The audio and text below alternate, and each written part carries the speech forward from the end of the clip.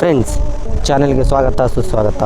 Friends, ಕಳೆದ 4-5 ವರ್ಷಗಳಿಂದ ಕನ್ನಡ ಚಿತ್ರರಂಗಕ್ಕೆ ಅತ್ಯಂತ ದುಬಾರಿ ಯುಗವಾಗಿದ್ದು ಸುವರ್ಣ ಯುಗ ಶುರುವಾಗಿತ್ತು.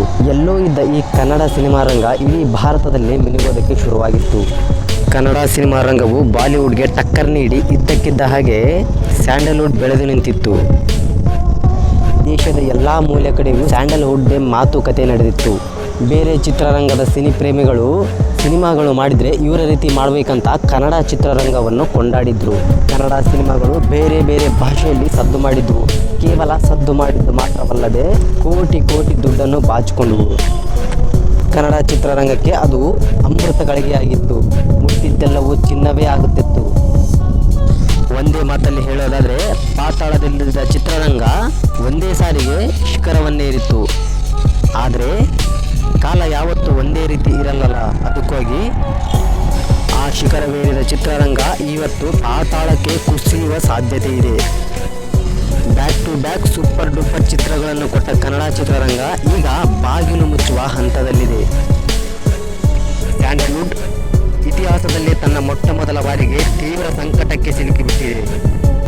ಫ್ರೆಂಡ್ಸ್, ಇದ್ದಕ್ಕಿದ್ದ ಹಾಗೆ ಕನ್ನಡ ಚಿತ್ರರಂಗಕ್ಕೆ ಈ ಪರಿಸ್ಥಿತಿ ಬರಲು ಕಾರಣವೇನು? ಇಡೀ ದೇಶವೇ ತಿರುಗಿ ನೋಡೋ ಹಾಗೆ ಮಾಡಿದ ಕನ್ನಡ ಚಿತ್ರರಂಗಕ್ಕೆ ಇದ್ದಕ್ಕಿದ್ದ ಹಾಗೆ ಏನಾಯಿತು ಮತ್ತು ಇದೇ ರೀತಿ ಆದರೆ ಮುಂದೆ ಕನ್ನಡ ಚಿತ್ರರಂಗದ ಪರಿಸ್ಥಿತಿ ಏನು? ಎಲ್ಲವನ್ನು ನೋಡೋಣ ಬನ್ನಿ. ಅದು 2018. ಭಾರತದಲ್ಲಿ ಕನ್ನಡ ಚಿತ್ರರಂಗವೊಂದು ಇದೆ ಅನ್ನೋದೇ ಮರೆತೋಗಿದ್ರು. ಆದರೆ ಎಷ್ಟೋ ಜನ ಈ ಸ್ಯಾಂಡಲ್ವುಡ್ಡನ್ನು ಹೀಯಾಳಿಸಿದ್ದು ಉಂಟು. ಆ ಚಿತ್ರಗಳು ಯಾವತ್ತೂ ಅಲ್ಲಿಯ ಪ್ರದೇಶಕ್ಕೆ ಮಾತ್ರ ಸೀಮಿತ, ಮಿಕ್ಕಿದ ಪ್ರೇಕ್ಷಕರನ್ನು ಅವು ಯಾವತ್ತೂ ಸೆಳೆಯುವುದಿಲ್ಲ ಅಂತ ಹೇಳ್ತಿದ್ರು. ಕನ್ನಡ ಚಿತ್ರರಂಗಕ್ಕೆ ಥಿಯೇಟರ್ ಸಿಗದಿರುವ ಸಂದರ್ಭದಲ್ಲಿ ನಮ್ಮ ಥಿಯೇಟರ್ನಲ್ಲಿ ನಿಮ್ಮ ಸಿನಿಮಾ ಹಾಕೋಕ್ಕೆ ಅವಕಾಶ ಕೊಡಿ ಅಂತ ಬೇಡಿಕೊಂಡು ಬರುವ ಸಿಚುವೇಶನ್ ಕ್ರಿಯೇಟ್ ಆಗಿತ್ತು.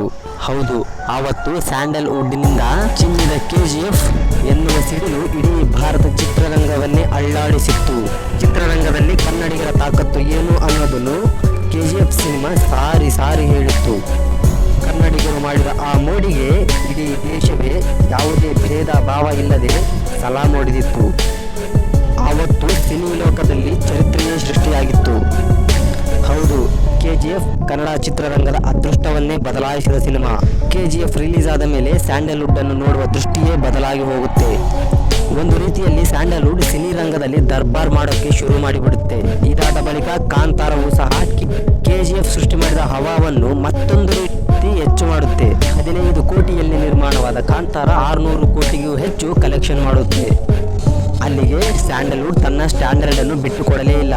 KGF, ಕಾಂತಾರ, ಚಾರ್ಲಿ, ಕಾಟೇರ ಹೀಗೆ ಬ್ಯಾಕ್ ಟು ಬ್ಯಾಕ್ ಸಿನಿಮಾಗಳು ಸ್ಯಾಂಡಲ್ವುಡ್ನಲ್ಲಿ ಒಂದು ರೀತಿ ಹವಾ ಮಾಡಿದ್ವು. Back to back super hit ಸಿನಿಮಾಗಳು ಕೇವಲ ಕನ್ನಡ ಚಿತ್ರರಂಗದಲ್ಲಿ ಮಾತ್ರವಲ್ಲದೆ ಇಡೀ ದೇಶದಾದ್ಯಂತ ಅಬ್ಬರಿಸಿದ್ವು. ಆದರೆ ಇಂಥ ಸ್ಯಾಂಡಲ್ವುಡ್ನ ಪರಿಸ್ಥಿತಿ ಈಗ ಚಿಂತಾಜನಕವಾಗಿದೆ. ಒಂದೇ ಮಾತಿನಲ್ಲಿ ಹೇಳ್ಬೋದಾದರೆ ಸ್ಯಾಂಡಲ್ವುಡ್ ಅಪಾಯದಲ್ಲಿದೆ. ಹೌದು, ಸ್ಯಾಂಡಲ್ವುಡ್ನ ಇಂಥ ಪರಿಸ್ಥಿತಿಗೆ ಕಾರಣ ಸಿನಿಮಾ ಸ್ಟಾರ್ಗಳು. ಹೌದು, ಈ ವರ್ಷ ಒಂದೇ ಒಂದು ಸಿನಿಮಾ ಕೂಡ ಸ್ಯಾಂಡಲ್ವುಡ್ನಲ್ಲಿ ಹಿಟ್ಟಾಗಿಲ್ಲ ಅನ್ನೋದಕ್ಕಿಂತ ಸ್ಟಾರ್ ನಟರ ಒಂದೇ ಒಂದು ಸಿನಿಮಾ ಕೂಡ ಈ ವರ್ಷ ಬಿಡುಗಡೆ ಆಗಿಲ್ಲ. ಅರ್ಧ ವರ್ಷ ಮುಗಿಯುತ್ತಾ ಬಂತು, ಯಾವ ಸ್ಟಾರ್ ನಟರು ಕೂಡ ದೊಡ್ಡ ಪರದೆಯ ಮೇಲೆ ಎಂಟ್ರಿ ಕೊಟ್ಟಿಲ್ಲ. ಜನ ಥಿಯೇಟರ್ಗೆ ಬರಬೇಕಂದ್ರೆ ಸುಮ್ಮನೆ ಬರೋದಿಲ್ಲ.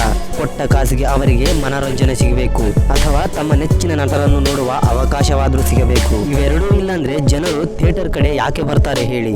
ಜನರು ಥಿಯೇಟರ್ಗಳೇ ಅನ್ನುವ ವಿಷಯವನ್ನೇ ಮರೆತು ಬಿಡುವ ಪರಿಸ್ಥಿತಿ ಬಂದಿದೆ. ವರ್ಷಕ್ಕೆ 2-3 ಸಿನಿಮಾ ಮಾಡ್ತಿದ್ದ ನಮ್ಮ ಸೂಪರ್ ಸ್ಟಾರ್ಗಳು ಈಗ 2-3 ವರ್ಷಕ್ಕೆ ಒಂದು ಸಿನಿಮಾ ಮಾಡ್ತಾ ಇದ್ದಾರೆ. ಅದರ ಲೆಕ್ಕಾಚಾರ ನೋಡಿದರೆ ಎಲ್ಲ ಸಿನಿ ಪ್ರೇಮಿಗಳಿಗೆ ಖಂಡಿತವಾಗಿಯೂ ಶಾಕ್ ಆಗುತ್ತೆ. ಸ್ಯಾಂಡಲ್ವುಡ್ಗೆ ಟರ್ನಿಂಗ್ ಪಾಯಿಂಟ್ ಕೊಟ್ಟ ಯಶ್ ಅವರಿಂದಲೇ ಶುರು ಮಾಡೋಣ. KGF 2 ಬಿಡುಗಡೆಯಾಗಿ 2 ವರ್ಷಗಳು ಕಳೆದಿವೆ. ಬರೋಬ್ಬರಿ 2 ವರ್ಷಗಳ ನಂತರವೂ ಯಶ್ ದೊಡ್ಡ ಪರದೆಯಲ್ಲಿ ಕಾಣಿಸಿಕೊಳ್ಳಲೇ ಇಲ್ಲ. ಅವರ ಟಾಕ್ಸಿಕ್ ಸಿನಿಮಾದ ಶೂಟಿಂಗ್ ಇನ್ನೂ ಕೂಡ ನಡೀತಾ ಇದೆ.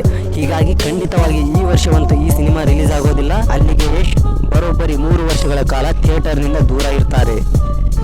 ಇನ್ನು ಕನ್ನಡ ಚಿತ್ರರಂಗಕ್ಕೆ ಮತ್ತೊಂದು ತಿರುವು ಕೊಟ್ಟ ರಿಷಬ್ ಶೆಟ್ಟಿ ಅವರು ಕಾಂತಾರ 1 ಶೂಟಿಂಗ್ನಲ್ಲಿ ಬ್ಯುಸಿಯಾಗಿದ್ದಾರೆ.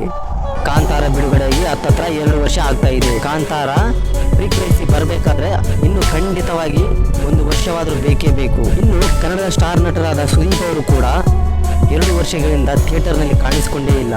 ಅವರ ಕೊನೆಯ ಚಿತ್ರ ವಿಕ್ರಾಂತ್ ರೋಣ 2022 ಅಭಿನಯಿಸಿದ ವಿಕ್ರಾಂತ್ ರೋಣ ತೆರೆಗೆ ಬಂದು ಬರೋಬ್ಬರಿ 21 ತಿಂಗಳಾಗಿದೆ. ಅವರು ಕೂಡ ತಮ್ಮ ಸಿನಿಮಾವನ್ನು ರಿಲೀಸ್ ಮಾಡುವ ಮನಸ್ಸು ಮಾಡ್ತಾ ಇಲ್ಲ. ಸುದೀಪ್ ಚಿತ್ರ ಬಿಡುಗಡೆ ಆಗುತ್ತೆ ಅಂದ್ರೆ ಅಭಿಮಾನಿಗಳ ಸಾಗರವೇ ಚಿತ್ರಮಂದಿರದತ್ತ ದಂಡೆತ್ತಿ ಬರುತ್ತೆ. ಆದರೆ ಸದ್ಯ ಸುದೀಪ್ ಚಿತ್ರ ಯಾವುದೇ ತೆರೆ ಮೇಲೆ ಬರುವ ಅವಕಾಶ ಕಾಣುತ್ತಿಲ್ಲ. ಸುದೀಪ್ ಅವರ ಮುಂದಿನ ಚಿತ್ರ ಬಿಡುಗಡೆ ಯಾವಾಗ ಅನ್ನುವ ಪ್ರಶ್ನೆ ಕೂಡ ಅಭಿಮಾನಿಗಳಲ್ಲಿ ಕಾಡ್ತಾ ಇದೆ. ಜೊತೆಗೆ ಸುದೀಪ್ ಅವರ ಇನ್ನು 3-4 ಸಿನಿಮಾಗಳು ಘೋಷಣೆಯಾಗಿವೆ. ಆದರೆ ಯಾವ ಸಿನಿಮಾದ ಶೂಟಿಂಗ್ ಕೂಡ ಇನ್ನೂ ಆರಂಭವಾಗಿಲ್ಲ. ಇನ್ನು ದುನಿಯಾ ವಿಜಯ್ ಕೂಡ ದೊಡ್ಡ ಪರದೆಯಿಂದ ಮರೆಯಾಗಿ ಸುಮಾರು 3 ವರ್ಷಗಳು ಕಳೀತಾ ಇವೆ.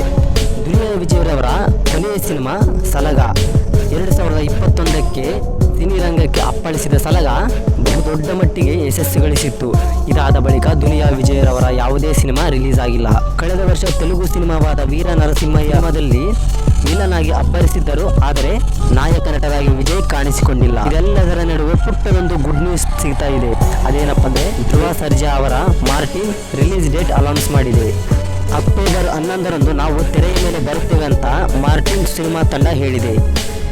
ಇದು ಧ್ರುವ ಸರ್ಜಾ ನಟನೆಯ ಮೊದಲ ಪ್ಯಾನ್ ಇಂಡಿಯಾ ಸಿನಿಮಾ ಆಗಿರೋದ್ರಿಂದ ಇದರ ಮೇಲೆ ತುಂಬಾನೇ ನಿರೀಕ್ಷೆ ಇದೆ. ಆದರೆ ಈ ಸಿನಿಮಾ ಬರೋದಕ್ಕೂ ಕೂಡ ಇನ್ನು ಹಲವು ತಿಂಗಳು ಕಾಯಲೇಬೇಕು. ಹೀಗಾಗಿ ಚಿತ್ರರಂಗದ ಪರಿಸ್ಥಿತಿ ಏನನ್ನೋದೇ ನಮ್ಮ ಪ್ರಶ್ನೆ.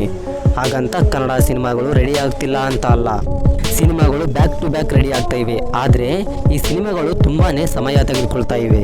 ಒಮ್ಮೆ ರಿಲೀಸ್ ಆಗೋಕ್ಕೆ ಪ್ರಾರಂಭವಾದರೆ ದೊಡ್ಡ ದೊಡ್ಡ ಸ್ಟಾರ್ ನಟಗಳ ಸಿನಿಮಾಗಳು ಒಂದರಿಂದ ಒಂದು ರಿಲೀಸ್ ಆಗ್ತಾನೆ ಇರ್ತವೆ. ಮಾರ್ಟಿನ್ ಬಿಡುಗಡೆ ಆದ ಕೂಡಲೇ ಧ್ರುವ ಸರ್ಜಾ ಅವರ ಮತ್ತೊಂದು ಸಿನಿಮಾ ಬಿಡುಗಡೆ ಆಗಲು ರೆಡಿಯಾಗಿದೆ. KVN ಪ್ರೊಡಕ್ಷನ್ ನಿರ್ಮಾಣ ಮಾಡುತ್ತಿರುವ most expected cinema KD Dhruva Sarja ಹಾಗೂ ಪ್ರೇಮ್ ಕಾಂಬಿನೇಷನ್ ನಲ್ಲಿ ರಿಲೀಸ್ ಆಗುತ್ತಿರುವ ಸಿನಿಮಾ.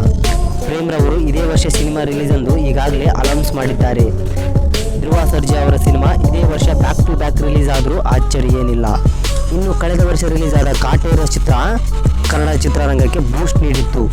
ಚಾಲೆಂಜಿಂಗ್ ಸ್ಟಾರ್ ದರ್ಶನ್ ಅವರು ಕಾಟೇರ ಸಿನಿಮಾದ ಮೂಲಕ ಸಿನಿ ಪ್ರೇಮರನ್ನು ಥಿಯೇಟರ್ಗೆ ಕರೆತಂದಿದ್ರು. ಇದಾದ ನಂತರ ಅವರ ಡೆವಿಲ್ ಸಿನಿಮಾ ಸೆಟ್ಟೇರಿದೆ. ಇದರ ಬಗ್ಗೆ ಬಹಳ ನಿರೀಕ್ಷೆ ಕೂಡ ಇದೆ. ದರ್ಶನ್ ಅವರಿಗೆ ನಿಜಕ್ಕೂ ಕೂಡ ಅಭಿಮಾನಿಗಳನ್ನು ಸಿನಿಮಾ ಥಿಯೇಟರ್ ಹತ್ರ ಸೆಳೆಯುವ ತಾಕತ್ತು ಇದೆ. ಆದರೆ ಈ ವರ್ಷ ಸ್ವಲ್ಪ ಸಮಯ ತೆಗೆದುಕೊಂಡಿದ್ದಾರೆ. ಸ್ವತಃ ದರ್ಶನ್ ಅವರೇ ಸಿನಿಮಾ ಕ್ರಿಸ್ಮಸ್ಗೆ ರಿಲೀಸ್ ಆಗುತ್ತೆ ಅಂತ ಹೇಳಿದ್ದಾರೆ. ಹೀಗಾಗಿ ಈಗ ಕನ್ನಡ ಚಿತ್ರರಂಗದ ಪರಿಸ್ಥಿತಿ ಸ್ವಲ್ಪ ಕೆಟ್ಟದಾಗಿದ್ರೂ ಇದು ಶಾಶ್ವತವಲ್ಲ. ಆದರೆ ಥಿಯೇಟರ್ಗಳನ್ನು ಈ ರೀತಿ ಖಾಲಿ ಬಿಡೋದು ಕೂಡ ಒಳ್ಳೆಯದಲ್ಲ. ಇದು ಚಿತ್ರರಂಗದ ನಾಶಕ್ಕೆ ಕಾರಣವಾಗಬಹುದು. ಹೀಗಾಗಿ ದೊಡ್ಡ ದೊಡ್ಡ ಥಿಯೇಟರ್ಗಳು ಕಾಣೆಯಾಗುತ್ತಿವೆ. ಹೀಗಾಗಿ ಈ ವರ್ಷ ಡಿಮಾಲಿಷ್ ಆದ ಥಿಯೇಟರ್ಗಳಿಗೆ ಲೆಕ್ಕಗಳೇ ಇಲ್ಲ. ಲಾಭ ಇಲ್ಲ ಅಂದಮೇಲೆ ಯಾರು ಬಿಸ್ನೆಸ್ ಮಾಡ್ತಾರೆ ಹೇಳಿ. ಹೀಗಾಗಿ ಈ ಸಮಸ್ಯೆಗೆ ಪರಿಹಾರ ಕಂಡುಕೊಳ್ಳಬೇಕಿದೆ. ನಿಮ್ಮ ಪ್ರಕಾರ ಈ ಸಮಸ್ಯೆಗೆ ಯಾವ ರೀತಿ ಪರಿಹಾರ ಕಂಡುಕೊಳ್ಳಬಹುದು? ಕನ್ನಡ ಚಿತ್ರರಂಗ ಬೆಳೀಬೇಕಂದ್ರೆ ಯಾವ ರೀತಿ ಬದಲಾವಣೆ ಮಾಡಿಕೊಳ್ಳಬೇಕು ಅನ್ನೋ ವಿಷಯವನ್ನು ಕಾಮೆಂಟ್ ಬಾಕ್ಸಲ್ಲಿ ತಿಳಿಸಿ. ಚಾನಲ್ಗೆ ಇನ್ನೂ ಯಾರು ಸಬ್ಸ್ಕ್ರೈಬ್ ಆಗಿಲ್ಲವೋ ಸಬ್ಸ್ಕ್ರೈಬ್ ಆಗಿ ಬೆಲ್ ಬಟನ್ ಕ್ಲಿಕ್ ಮಾಡಿ ನಿಮ್ಮ ಸ್ನೇಹಿತರೊಂದಿಗೂ ವಿಡಿಯೋವನ್ನು ಶೇರ್ ಮಾಡಿ. ಧನ್ಯವಾದಗಳು.